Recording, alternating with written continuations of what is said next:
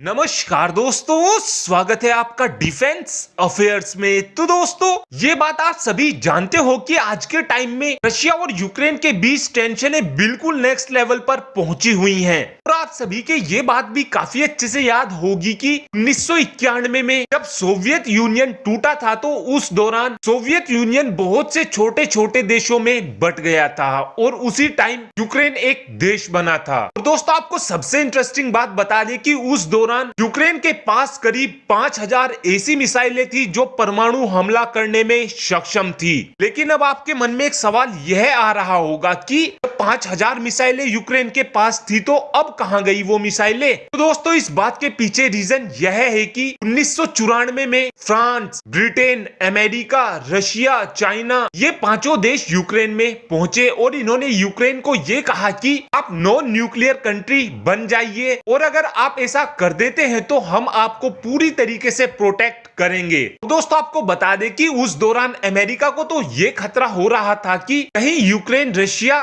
की मदद से अमेरिका पर धावा ना बोल दे और उधर अमेरिका को ये लग रहा था कि इससे टेंशनें बहुत ज्यादा बढ़ जाएंगी। उधर रशिया को ये लग रहा था कि अमेरिका के साथ मिलकर यूक्रेन रशिया पर ही चढ़ाई ना कर दे। इसी वजह से ही 1994 में बुडेनपेक्ट मेमोरेंडम को साइन किया गया था। दोस्तों, आपको बता दें कि 1994 के दौरान यूक्रेन के पास करीब 5000 ऐसी मिसाइलें थी जो परमाणु हथियार ले जाने में पूरी तरीके से सक्षम थी। उस टाइम यूक्रेन के पास दुनिया में नंबर 3 पर सबसे ज्यादा परमाणु हथियार थे। लेकिन जैसे ही यूक्रेन ने इस ट्रीटी को साइन किया तो उसके बाद यूक्रेन ने धीरे धीरे अपने परमाणु मिसाइल लॉन्चर के जखीरे को धीरे धीरे खत्म करना शुरू कर दिया। और आज के टाइम में यूक्रेन के पास ऐसा कोई भी मिसाइल लॉन्चर नहीं बचा है जिसमें यूक्रेन परमाणु हथियार भरकर रशिया के ऊपर चढ़ाई कर दे। लेकिन इस ट्रीटी के साइन होने के 20 साल बाद यानी कि 2014 में व्लादिमीर पुतिन ने यूक्रेन से क्राइमिया को छीन लिया था और उस दौरान व्लादिमीर पुतिन की तरफ से ये कहा गया था कि हम ऐसी कोई ट्रीटी नहीं मानते हैं और इस ट्रीटी को व्लादिमीर पुतिन ने रिजेक्ट कर दिया था। लेकिन दोस्तों, रशिया, फ्रांस, ब्रिटेन और चाइना की आप होशियारी तो देखिए कि ये देश जिस दौरान रशिया ने क्राइमिया पर अटैक किया था तो इनमें से कोई भी देश यूक्रेन की मदद करने नहीं पहुंचा था। और आज के टाइम में सिचुएशन फिर से ऐसी बनी हुई है कि रशिया यूक्रेन पर कभी भी चढ़ाई कर सकता है, लेकिन आज भी ये देश अपनी ट्रीटी पर खरे नहीं उतर रहे हैं।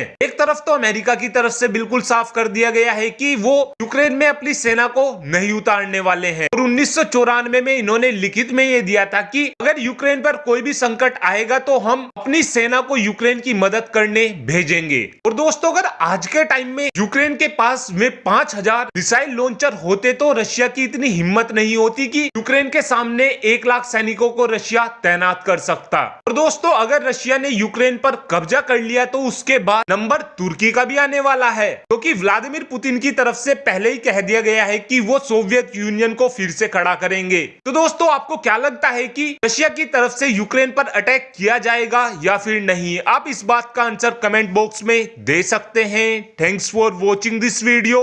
Have a good day.